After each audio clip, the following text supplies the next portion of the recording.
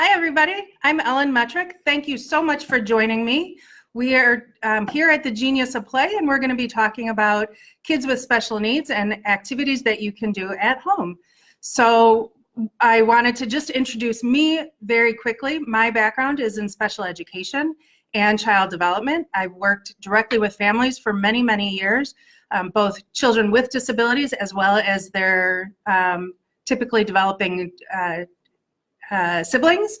I have then, once I was moving in from playing with families, I then moved roles into working with toy companies. So I would evaluate from anywhere from ideation through post-production evaluations on what are the benefits of their products for children with special needs, as well as children who are developing typically.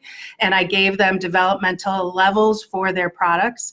And now I work at UL, Underwriters Laboratories, where I'm still evaluating toys and still working with toy companies, but from a risk perspective. So we will look at concepts of new products that they are thinking about bringing onto market, and we'll look at them from a risk perspective. So for instance, what are ways that children will play that they may not have thought about, different ways, and we tie in child development into that. So I'm still working with toys, working with children, but in a different, through a different lens. So today we're going to be talking about kids with special needs and some activities that you can do at home. And the products that I have are really, lots of them are homemade products or things that you would have in your house. So it's not going out and buying lots of very expensive items that you may not already have. But for play with kids with special needs, one of the things that you really want to look at are, what are the abilities of your child? What kinds of things interest them? What are they drawn to? What are the challenges that they're facing? If they're working on different things in school and therapy, how can you incorporate those skills and the IEP goals? How can you incorporate that in fun and play at home? Because the way that they learn through play, they're able to transfer that information and relate that information to the things that they're doing in school and the things that they're doing for everyday life, daily living. So with that in mind, we'll go through different categories of play. We'll talk about sensory play ideas, cognitive play ideas, social play activities, and physical play activities. And I'll weave in there different adaptations that you can do for children who may have a physical limitation or may have a cognitive delay. So I'll weave in some of those adaptations. Feel free to post your questions. I will have time at the end to answer any of your questions, and certainly will be available should you have questions after this video. So thank you again for joining me. And without further ado, we're going to go right into sensory play. So sensory play is a way that kids learn about their world. It's how they take in all of the stimuli from the world, all of their senses, their visual, their auditory, what they feel, how they taste products, all of those, how they receive those messages, how their body interprets it, and then how they translate that into appropriate responses. And the more senses that kids can use in learning, the better equipped they are for remembering what they're learning and recalling that for a later time. So if kids are learning just from somebody talking to them, they may not get as much as if they're talking and they see a piece of paper and they're actually doing an activity that all ties together. So it builds all of those neural pathways that allow them to then continue on in their learning journey. Benefits for sure with sensory play are descriptive language. When you're playing with Play-Doh or slime or bubbles, all of that is providing a way to describe what their world is. So is it bumpy? Is it scratchy? Is it smooth? Is it cold? Is it hot? Obviously not too hot.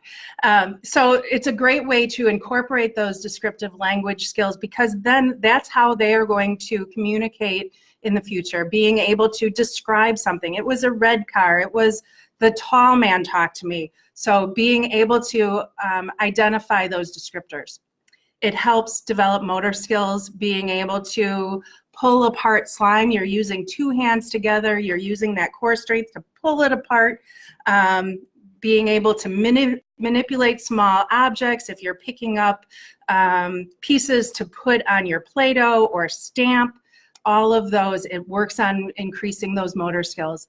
And for sure, it helps restore calm. Lots of kids get very anxious in novel situations or when they're out of their comfort zone. And so having sensory play helps them regroup their own internal body, be able to calm down, soothe themselves, and help to then go back to whatever it is that they were working on.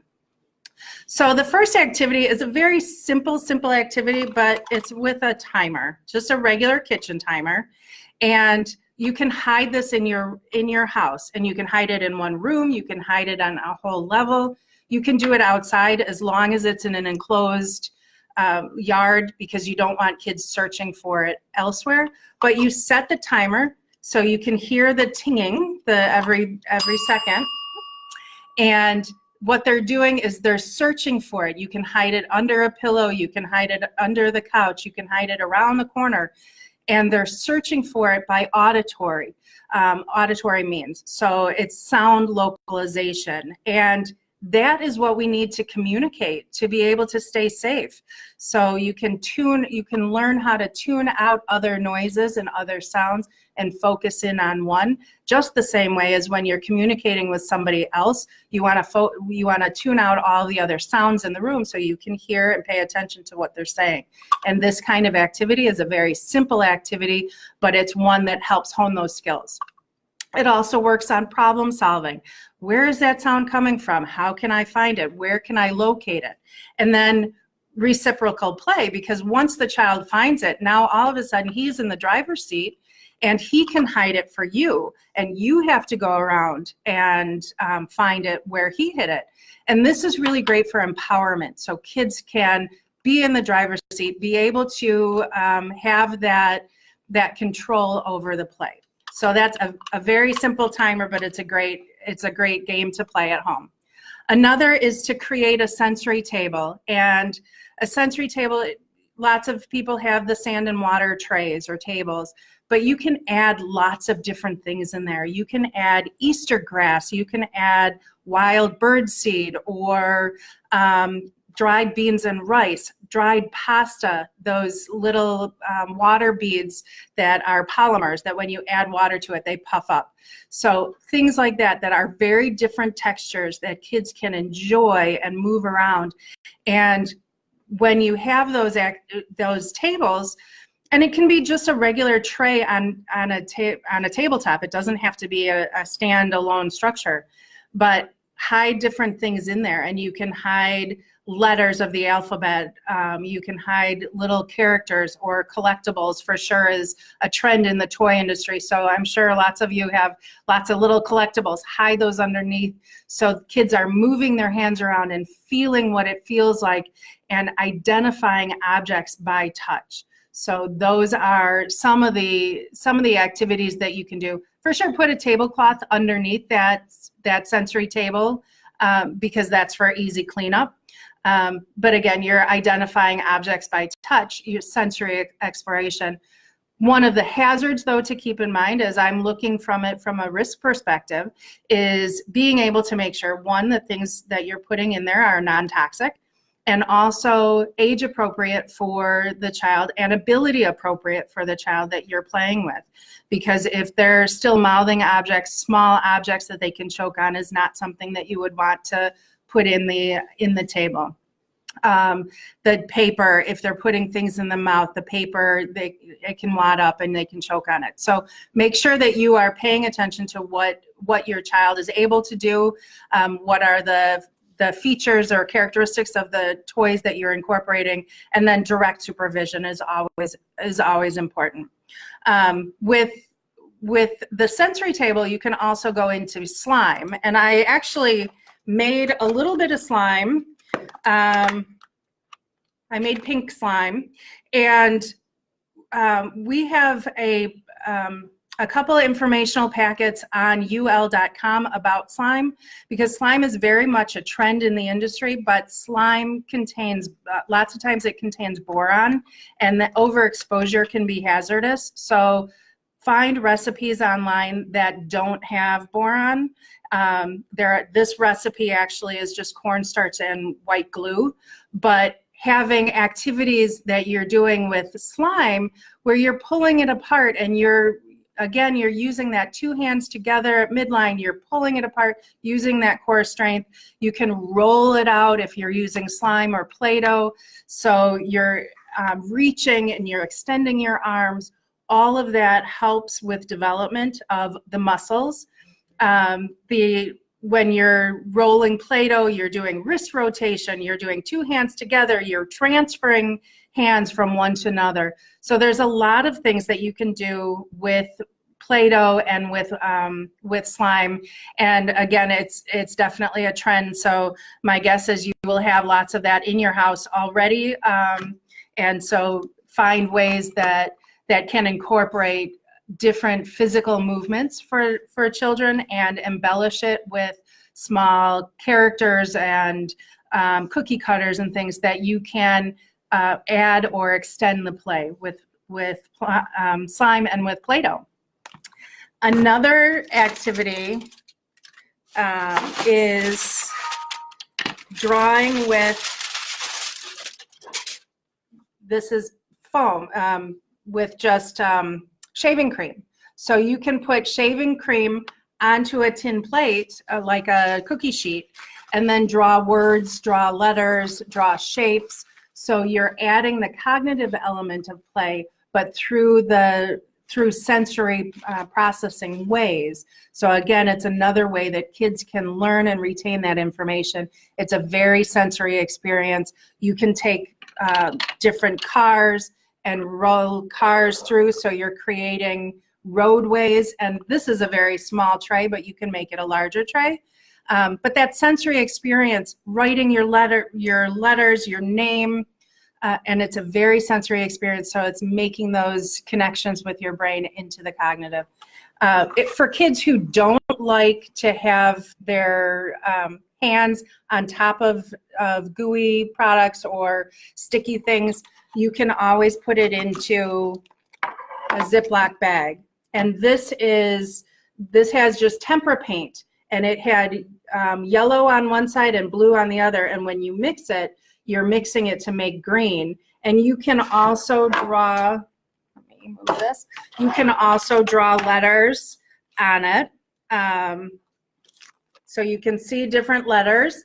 You can draw your name, all the things that you would do with shaving cream, but it's not getting on your fingers. And for kids who have sensory processing difficulties, who are very highly sensitive to products that are touching their skin directly, this is a great option.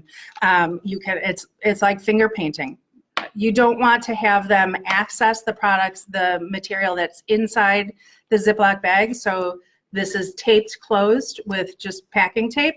You can also, if there is a risk that they're going to get inside, one, make sure that it's non-toxic, or two, you can use ketchup and mustard. So you're mixing yellow and red and making that orange and still getting that same exploratory fun using something that they're able to access. Just looking at my notes really quick. So another idea with this is it's that one finger isolation. And kids right now, our technology is very important. It is something that they are growing up needing.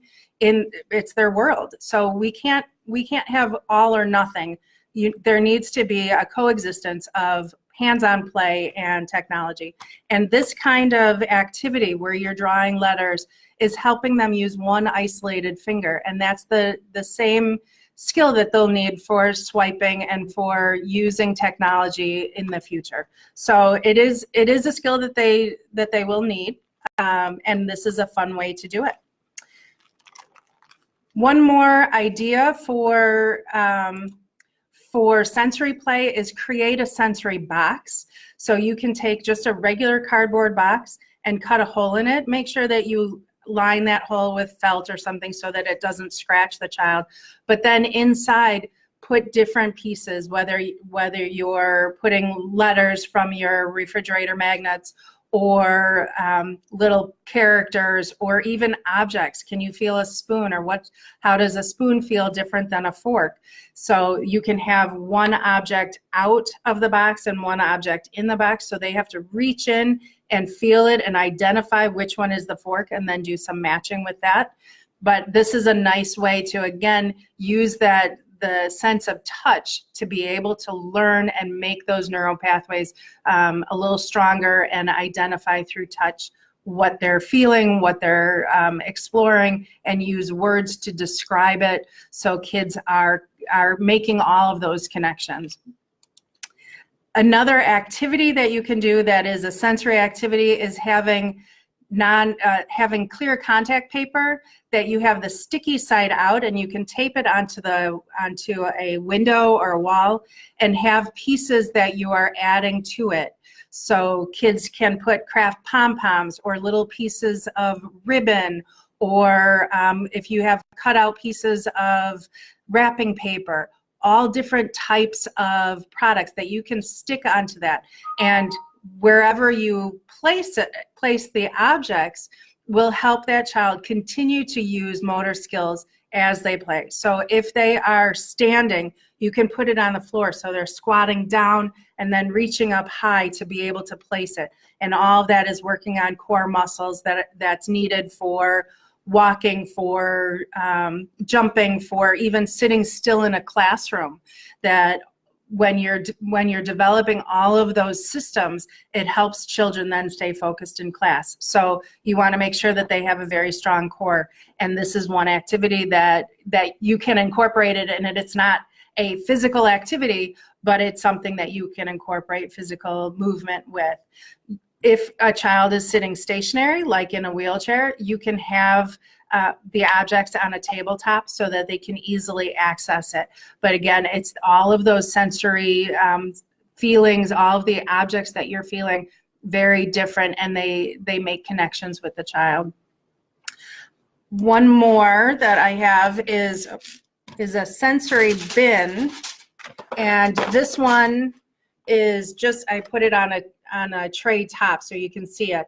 But this is our Play-Doh bin, and have a bunch of bins. So you have one that's Play-Doh, one that's bubbles, one that's beans and rice, different things that are activities that are all in one, ready to go. So you can take out the bin, everything is in place what you need, and then when play is over, kids can help with the cleanup where you're putting it back into the bin and putting it away. And this helps with focus.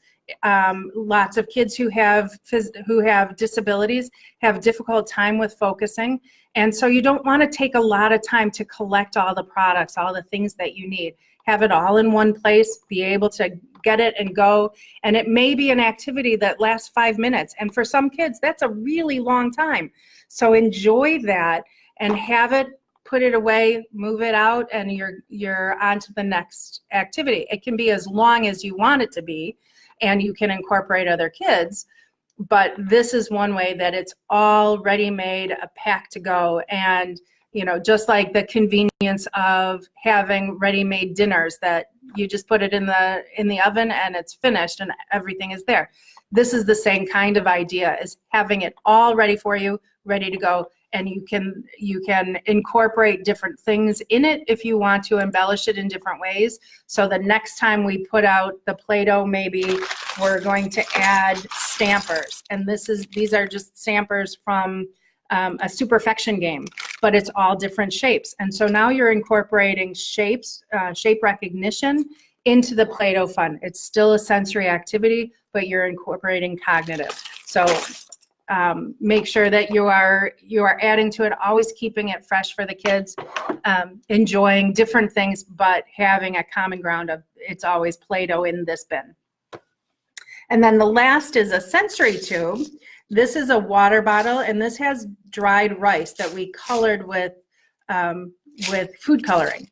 But kids can do this where they're you have a funnel and you're putting the rice in. There are little pieces of toys, little toys in there that you can hide. So now they're shaking it around and moving it to try to find the objects that are inside this. It's a very good sensory activity, and you have to determine for yourself if it's good for your kids, if they do it on their own or if you do it for them and then they enjoy the end result. But a sensory tube, it's that sensory stimulation, it's object identification, and it's for sure soothing, being able to have something that they can rock back and forth. They feel the vibrations of the rice inside, so it's a good sensory activity. Adaptations for sensory play. One thing that's very easy is putting products, a light product on a dark surface so that it stands out. And I'm going to show you this real quick. So here is my cell phone on a dark surface. And now put it on a light surface and it really stands out. So you want to have a focal point. You want to be able to look at the surface that you're playing and what is the best way to have children focus in on the activity that you've placed in front of them, and having the surface is one way. Another is having a tray with a lip, like a jelly roll pan or a cookie sheet, because that again focuses the play right in one spot and they can spend their attention there, and it keeps everything in place so that it won't roll out of reach and they get distracted from that. The third idea is if kids don't like having the sensory activities directly on their skin, be able to use it in a Ziploc bag or wear gloves if they're comfortable wearing gloves. Those are good tips to keep in mind. So some of the safety features: always have direct supervision. Always make sure that the products that you're doing are age appropriate. If there are small pieces, you want to make sure that kids are not still mouthing. And in the case of glitter, of Play-Doh or slime, if you're adding glitter, kids can inhale that and it gets into their lungs. So be careful with glitter products. If they're too close to it, or if they're mouthing and it's getting close to them, glitter may not be something that you would choose. Okay, so that is sensory play in a nutshell. Now we'll go on to cognitive activities. And cognitive activities, it's focusing on the fundamental learning skills, but it's also learning how to learn. So how do you take that information from the world around you? How do you organize that, and how do you respond and remember and recall that information later? It helps analyze. It helps you analyze and interpret what you're seeing, and so that you can understand the world around you. One note with learners is there are different types of learners. Visual, auditory, and kinesthetic are the three main. And with school, verbal instruction counts for 80% of teaching, and yet only 10% of kids are auditory learners. So we're seeing more and more in classrooms that you're doing more hands-on activities. So that's great. It's a great way, a great trend in the education industry. But kids learn by doing, by getting their hands on it and understanding it because they feel it. So hands-on learning is very appropriate to make those connections. Some of the benefits of cognitive learning is improved memory and recall skills. It builds the foundation for higher order thinking and math and adding, subtracting, cause and effect. All of that, it builds in from play. So language development for sure, with pretend play, having that receptive language, expressive language, creative problem solving. There's not one way to do it, to solve a problem. So kids are learning how to learn and how to understand their world. Some different types of disabilities that fall within cognitive delays are intellectual delays, learning disabilities like somebody who has dyspraxia, and also kids who have Down syndrome have cognitive delays. So we want to look at activities that a whole range of kids and abilities are able to access and be successful with. One is a very simple activity, and it's creating your own matching game. So you can take pictures of your family at home or draw your own pictures on index cards and then match the two sides. So this is just a regular index card that we drew triangles on, or triangles, there's a heart, there's happy face, and you're creating your own memory matching game. Or you can take photographs and cut your photographs in half, or have two copies of those photographs. And that's really good for, especially for kids who have family in other parts of the country, so they can recognize, what does grandma look like? Where is the Uncle Greg? So having different ways to make those connections, memory and matching skills, memory and matching games is a nice way to incorporate that. What's nice about the memory and matching games is you can make it as complex or as simple as you want. So for children who have difficulty with attending to a task for a long period of time, have only 4 cards out. So you're making 2 matches. The next time maybe bring 6 cards out, or 8 cards. So you're gradually increasing the difficulty level or the concentration that's necessary in order to play this activity or do this activity. Start where the child is successful, where they feel that sense of accomplishment that they completed a task, and then be able to gradually increase that. And memory and matching skills, it works on working memory, it works on visual understanding similarities and differences, and those are all pre-math skills. Here's another quick example of memory matching, and it's really matching, not memory, but you're matching craft pom-poms that are in a tin, a muffin tin. So it can be 3-dimensional. You don't have to just have flat surface pictures. It can be objects that you're matching as well. It improves, like I said before, it improves concentration, it improves attention. And when we look at hazards, obviously the small parts, sharp edges, if there are sharp edges on any of the pieces that you're using, or on the corners of cards, it's nicer to have rounded edges on those to make sure that the kids don't cut their fingers with that. Another activity is a learning bin, and you can create, just like the sensory bins that we did, you can create learning bins that would focus on letters. And so you would have magnetic letters or letters to trace, maybe crayons and paper that you can draw letters or spell simple words. You can have Play-Doh and stamped letters so that you can have that sensory exploration in the bin with learning activities. This one is, here's a picture of a viaduct, and so we're going to call it a bridge, and the other part of this is blocks. And so kids will have to look at this real photo of a bridge, and they have to build it with the blocks that they have. And this helps. This is actually a very simple early STEM activity, because there's different ways to approach this. How do you line up all the blocks first and understand what you have and then look at the picture? Is it that you look at the picture and you try and you build it and it falls down and you try again? So there are different ways to approach this. You might draw it out and identify what blocks do I have that can match the shapes of this bridge.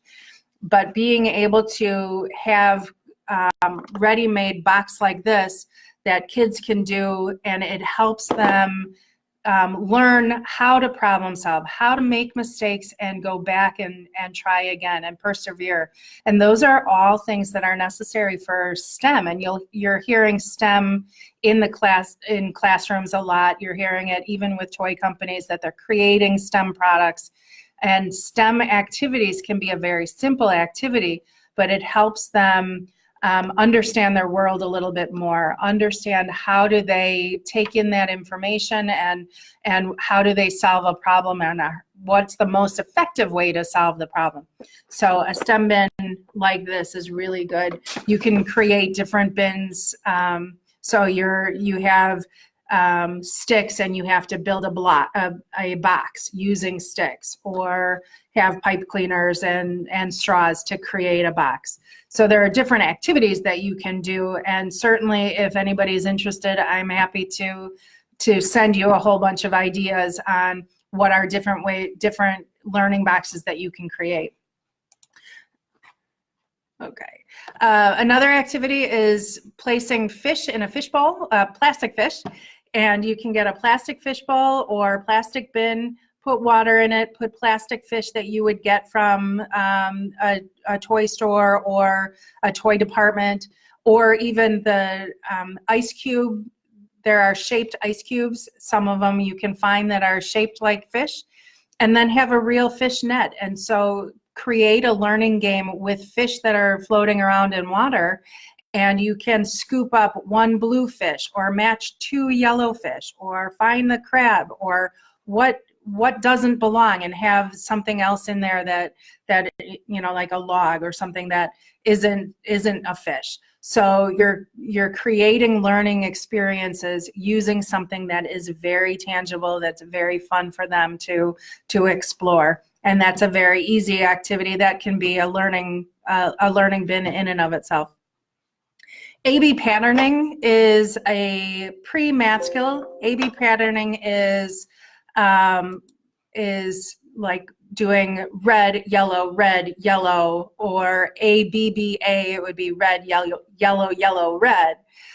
This is a pre-math skill, and it helps with organization, with predicting. It leads into skip counting. It leads into addition and multiplication tables, problem solving, what comes next. Sorting helps when you have all of the products that you're sorting. It helps kids learn how to put away silverware or how to sort laundry. So there are life skills that can be attached to very simple patterning and sorting skills. And sorting can be little characters like this. It's I have frogs. I'll lean it down. So we have green, yellow, or it can be goldfish and crackers, or sticks and pine cones. It can be snap cubes. So there are lots of things that you can use to create patterns. And then you can look for patterns in the world. Clothing has patterns. What are the stripes or the prints or plaid or reoccurring patterns that they see? Shoes, on the bottom of your shoes, they have patterns. So patterning is a nice, easy activity with lots of things that you might have at home. One more cognitive activity is having language skills incorporated into play. And just like with the shaker that had the rice, is being able to shake out the rhythm of language. So kids are understanding the rhythm of conversation, but they're also then learning about syllables. One syllable like dog, cat, hat, or two syllables like table, paper. These are things that they're going to be learning in school, and it's decoding words so that it's a precursor to reading. So that's important for them to do through play, because it's a non-threatening way. It helps them enjoy a cognitive activity. Adaptations for cognitive things, cognitive play, are focus on one task. There are activities in toys that focus on letters and numbers and shapes and colors and counting. And that's a whole lot of activity happening in one product. So then you don't know if you're saying it's blue, but yet you're in the object section and now the blue is wrong, but really it's right. So focus on one, be able to develop that skill and that knowledge and move on from that. Lessen the number of objects, just like I said with the cards. You don't have to use the whole 48 cards in order to play an activity, a memory matching game. Just use 4, just use 6, and gradually increase that. Give defined choices. So for children, it might be too difficult for you to say, what would you like to do today? Well, the world's your oyster, so it's hard to hone in on what can I do. And so would you like to do this or this? So you're putting the control into the child's hands where they determine what they want and play with that or do that activity, but you're giving them a focused space to do that with. So that helps with them processing the information and understanding what is even the question that's being asked, and then be able to make that choice. Do a whole body movement prior to an activity. What they're finding is having that proprioceptive input, that which is the compression of your joints and your muscles in your body, and understanding where your body is in relation to the rest of your body. That's proprioceptive input. And having that kind of activity, or vestibular activity, knowing where your body is in space, that then, if you do that before a cognitive task, kids are then able to focus in on the activity and attend better and concentrate better if they've done that first. Some things that are pretty abstract. Pretend play is pretty abstract if you don't really know what people are asking or doing. And so start with the pretend play where you're introducing things that kids are familiar with, like giving a baby a bath. They understand what happens in the bath because they've taken baths. They know what to do. It's familiar to them. Or the kitchen sets, play with the play food and the utensils. Those are familiar objects, rather than a monster puppet that they don't understand what a monster is supposed to do. So having things that are a little bit more concrete for them will help them out a little bit. Okay, so we're going to jump into physical play, and physical play is really honing in on your muscles and developing those large muscles and small muscles, gaining control of your body and using your body in the most optimal way possible. So it helps the gross motor skills of the large muscles, helps with sitting up independently, with crawling, with walking, with jumping, with sitting still in a desk. The fine motor are the small muscles, and using those muscles that you'll need for daily living, brushing your teeth, holding a toothbrush, being able to write with a pencil or zip your coat. Those are the skills that are needed. So doing physical activities will help develop those muscles. Certainly developing the core muscle helps in all areas of learning. Physical activities relieve stress. It helps with kids with concentration, like I just said, with coordination, with motor planning, understanding what do I want my body to do and how do I get my body to do that. And it helps develop all of those systems in your body, the vestibular system and olfactory system, all the systems. And that will help with maintaining concentration in school. Teachers or occupational therapists are finding that kids are coming in with more and more delays in fine motor development, and also they fidget more and they fall out of their chair more. And that has to do with the kind of play that they're doing. Lots of the technology that is happening now, it's now a stationary play where it's more passive, and they're not developing those skills necessary and the systems in their body to be able to focus and do the things in school. So activities would be creating an obstacle course, having pillows on the floor, and they're jumping from one pillow to the next, or crawling under a table or around a chair. Having big movements. You can have the obstacle course be in a small space so they're not moving, making big movements, or you can have it across the entire first floor. So making things that will encourage them to use their body.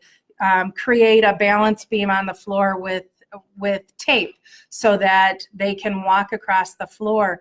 One quick note on the tape, though, is do not put it on wood because it will pull up the polyurethane and the stain. So don't use tape. Even painter's tape will do the same thing. So it's okay on tile and on rugs, but not on the wood. Hazards with an obstacle course is just make sure that the rest of the room is safe for the child to be in, that you don't want them to bump into corners of tables that are sharp, so you can pad those corners. But obstacle courses helps with following directions, sequencing steps to complete a task. It works on reciprocal leg movement and weight shifting, all of that helps with the core muscles in your body.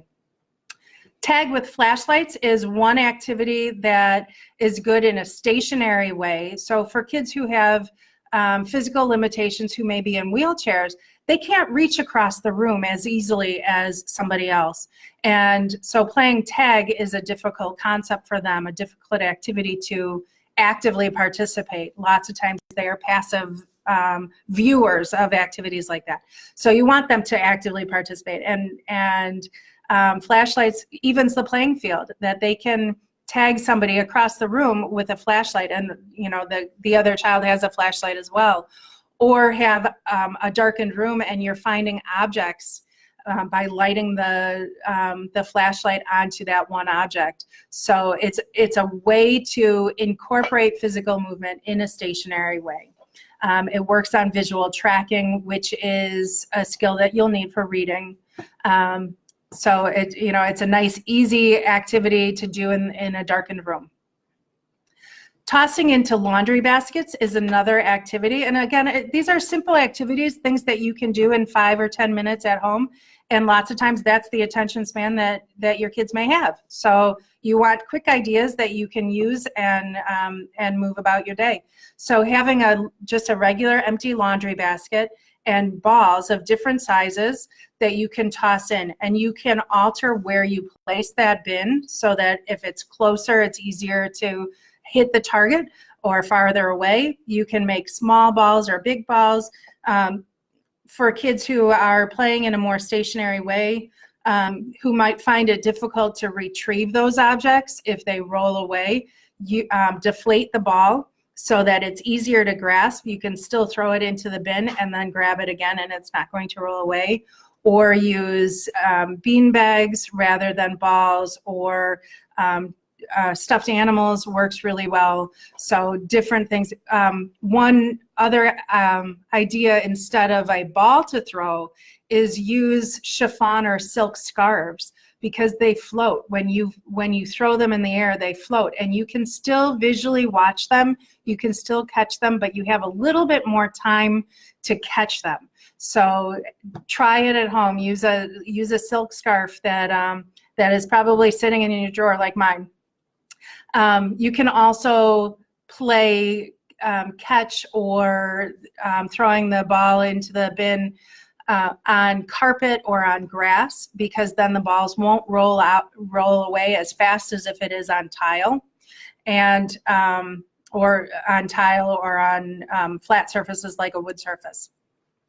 This activity works on eye-hand coordination. It works on grasp and release. It works on focus. It works on strength and control of your body. So there are a lot of things that happen if you kind of take it apart and dissect what the activity is and what kids are getting out of it. There's a lot of things that happen, and it's a simple game of toss. Okay, another one is bubble wrap. Reach over. I love bubble wrap. You can get a roll of bubble wrap at the Container Store or a moving facility. And this is a great whole body activity where kids are jumping on and popping. It's that proprioceptive input that I talked about earlier. So it allows them to get that whole body active in learning. Or you can create small things where, like this, I added the letters of the alphabet. So you can pop using your fingers, having isolated finger and using fine motor skills in this activity. Or here is where you're matching two shapes and you're popping the stars or you're popping the triangles. So bubble wrap is great. It works on that proprioceptive input. It works on all of the muscles that are involved. One hazard to definitely point out is bubble wrap is plastic. It can form to a child's face, so make sure that they are having direct supervision so that they're not going to suffocate on plastic wrap. It does require supervision. but it is a great learning activity when done in the right, safe manner. And then create a roadway on the floor using tape, again, not on wood, but that roadway, when kids are moving cars through the roadway, they're crawling alongside, and that reciprocal leg movement and being able to shift their weight so that they can develop those muscles and the skills in their body. So the roadway is a really nice opportunity to have whole body play. And then the last area that we'll talk about is social play.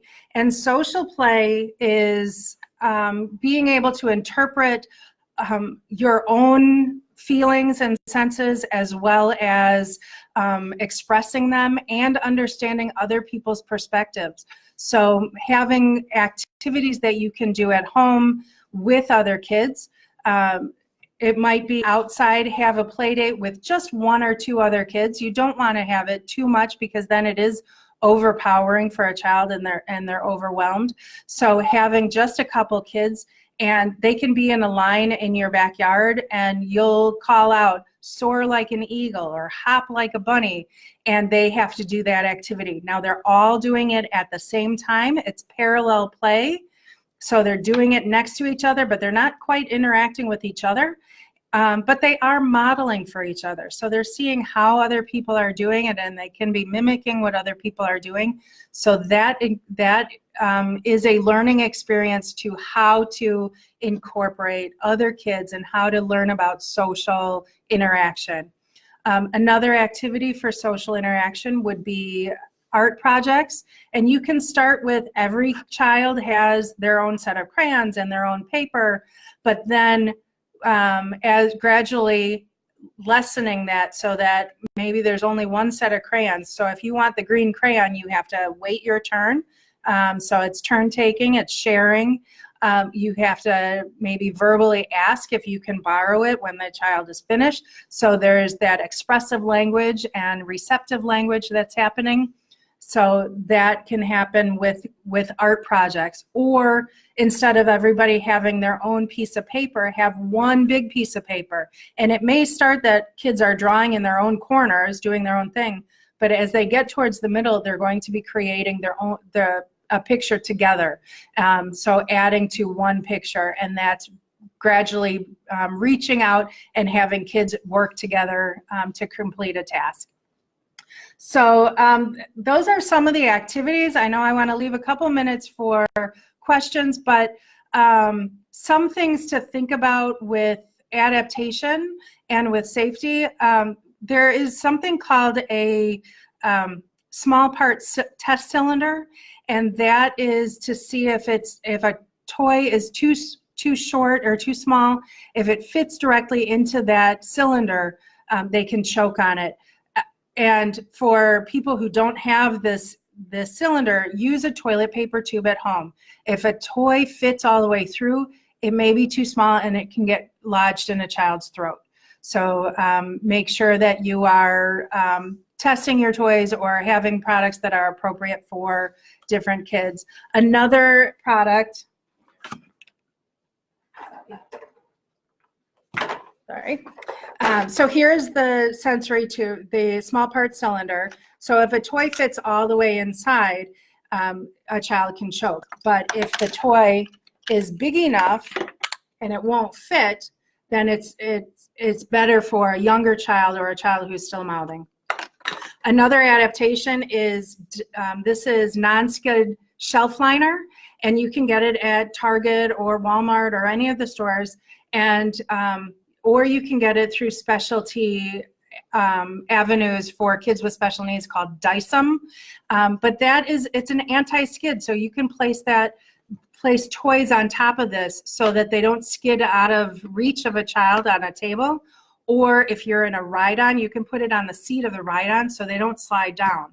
So those are a couple just quick ideas. I'm going to open it up to questions if you're interested. Thank you so much for joining me and listening to what ideas that I have that you can do at home.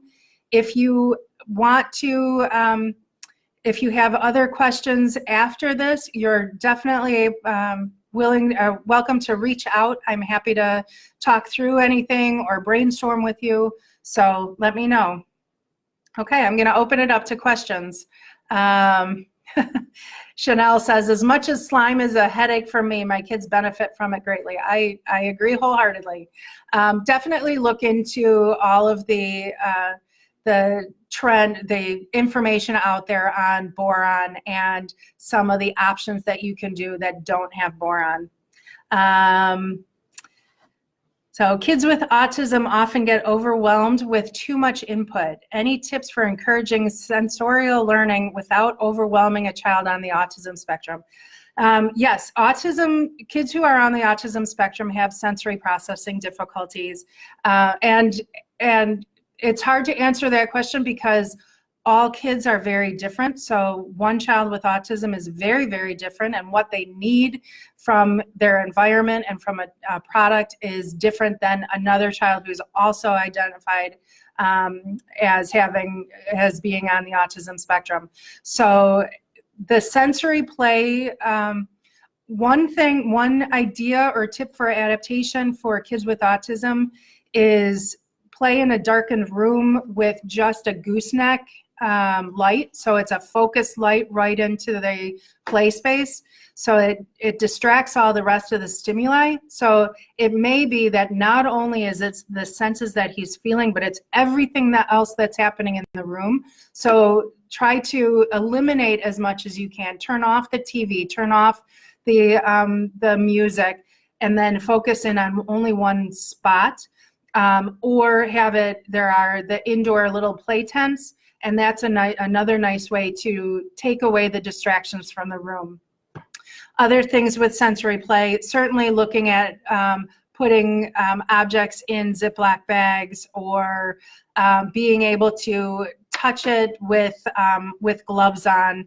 And there are different thicknesses of gloves, so you might not be feeling much, if you're using an outdoor work glove, or then go to a mitten or a rubber glove. So use different gloves and see what works. If the child is capable of allowing you to have a glove on his hand.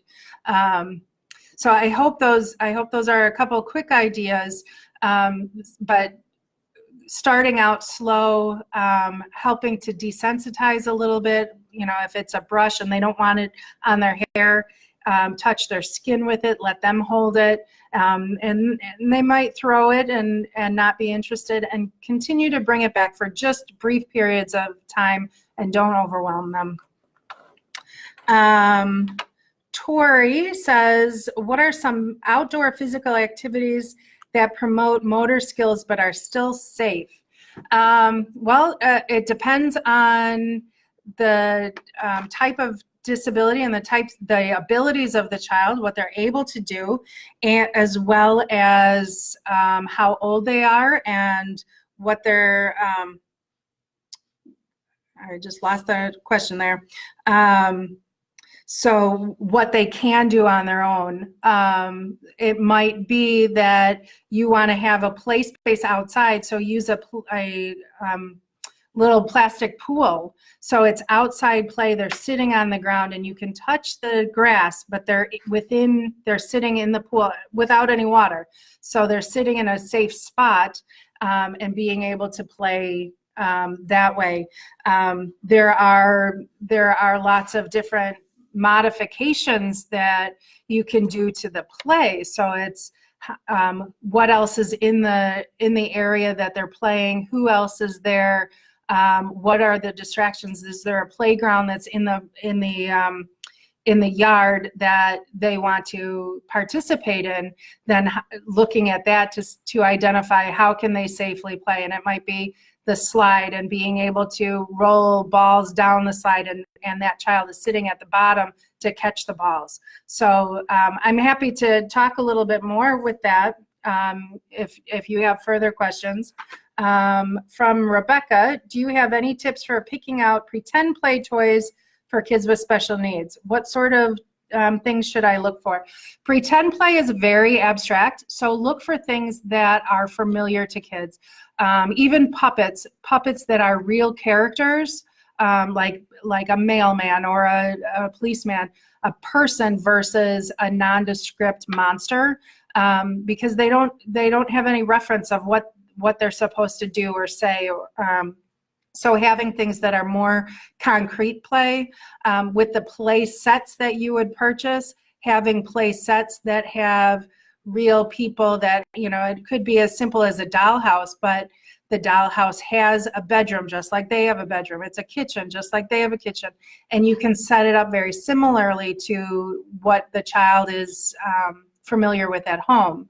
So pretend play, and you're gradually increasing pretend play. So it might be that you're using a pencil and you're brushing your hair with a pencil, but they're understanding what they're doing with that.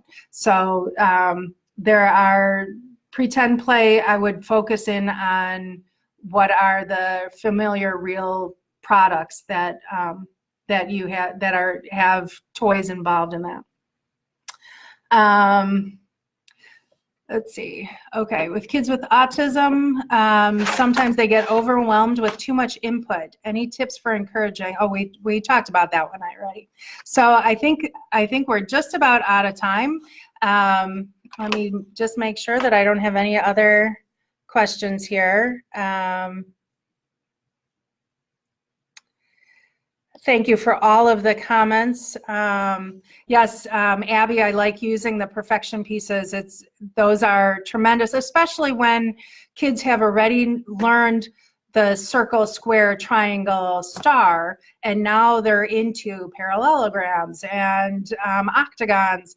So you're branching out and exploring different geometric shapes.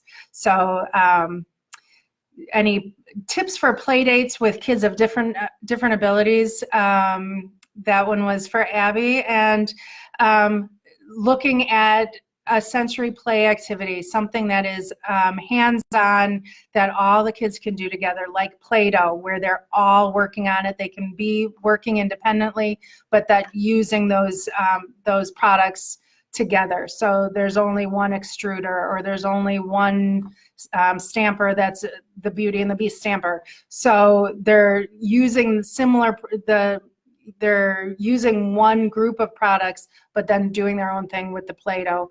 And then you can gradually incorporate activities that they would be doing together. So mixing, where one person has the red and one person has the green, and now they have to mix the Play-Doh, just little pieces of it. So they have to join together with their products. How do you know what type of learner your child is? That's a good question. And lots of kids, they learn best all different ways. So I think it's mainly, I know that I'm a visual learner, because when somebody says something to me, it kind of goes in one ear and out the other. But if I can see it, if I can hold it, if I can visually take that in and remember it. So it's really investigative work on your part with your kids, with trying different ways to learn one task and see how is it that they are processing that information. What did they get? What can they recall later? If they can recall a lot, they're very strong in that area. If they can say, oh yeah, I think you mentioned something, chances are they're not auditory learners. So I think that's about time. I hope that I've helped you in some way. Again, thank you to the Genius of Play for letting me spend the hour talking with you. If you have other questions on toys and play for kids with special needs, ideas that you need, or if you're interested in talking about some of the safety risks, I'm very, very happy to help you out. So thanks so very much. Have a great rest of the day. Bye.